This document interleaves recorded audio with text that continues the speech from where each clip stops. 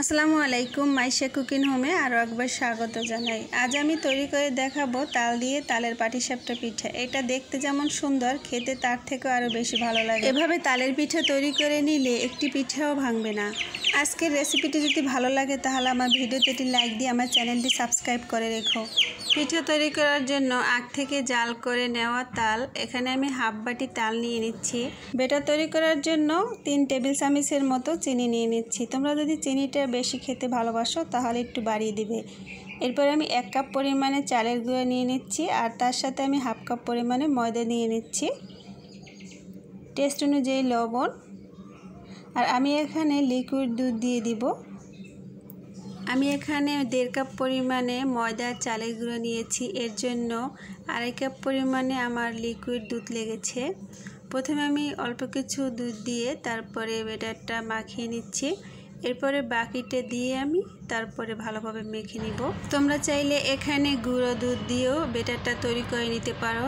সেক্ষেত্রে তোমরা পানিটা নেবে 2.5 কাপ পরিমাণে, 1.5 কাপের জন্য 2.5 কাপ পরিমাণে পানি লাগবে। তালের পিঠা তৈরি করার ক্ষেত্রে অবশ্যই দুধ দেওয়ার চেষ্টা করবে, তাহলে পিঠাটা খেতে বেশি ভালো লাগবে। তোমাদের কাছে তালের পিঠা খেতে কেমন লাগে অবশ্যই কমেন্ট করে জানিও। অনেকেরই পাটিসাপটা পিঠা বানানোর সময় ভেঙে যায় অথবা ফেটে যায়। আজকের এই টিপস ফলো করে তোমরা যদি পিঠা বানাও তাহলে একটি পিঠাও ফাটবেও না এবং ভাঙবেও না। ব্যাটারটা তৈরি করা হয়ে গেছে, এর ঘনত্বটা আমি তোমাদের দেখিয়ে দিব। অনেক বেশি পাতলা করে এই ব্যাটারটা তৈরি করা যাবে না, কারণ যেহেতু এখানে তাল দিয়ে তৈরি করা হয়েছে। এরপরে আমি পাটিসাপটার ভিতরের ক্ষীর তৈরি করার জন্য এখানে আমি 2 কাপ পরিমাণে লিকুইড দুধ দিয়ে দিচ্ছি। দুধটা আমার আগ থেকেই জাল করে নেওয়া। এরপর আমি টেস্ট অনুযায়ী লবণ দিয়ে দিচ্ছি, তার সাথে আমি 1/3 কাপ পরিমাণে চিনি দিয়ে দিচ্ছি। চিনিটা তোমরা তোমাদের টেস্ট অনুযায়ী বাড়িয়ে অথবা কমিয়ে দিতে পারো।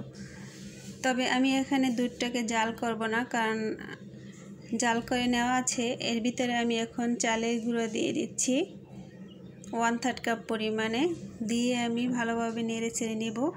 নাড়াটা বন্ধ করা যাবে না, তাহলে পাতিলের তলায় লেগে যেতে পারে, এতে ক্ষীরটা নষ্ট হয়ে যাবে। অনবরত নেড়ে চেড়ে তারপরে ক্ষীরটা তৈরি করে নিতে হবে, নাড়া বন্ধ করা যাবে না। আর এ পর্যায়ে আমি চুলার আঁচটা মিডিয়াম আঁচে রেখে দিয়েছি। 10 মিনিট জাল করে নিলেই এই ক্ষীরটা তৈরি হয়ে যাবে। ক্ষীরটা আমার প্রায় তৈরি হয়ে গেছে, আর একটু ঘন হলেই আমি চুলা থেকে নামিয়ে নেব। নামিয়ে নেওয়ার পরে ঠান্ডা হয়ে যখন যাবে তখন আরও একটু ঘন হয়ে যাবে, তাই অনেক বেশি ঘন করার দরকার নেই। এরপরে আমি একটি ফ্রাই প্যানের ভিতরে কিছু রান্নার সাদা তেল ব্রাশ করে নিচ্ছি পিঠা ভাজার জন্য।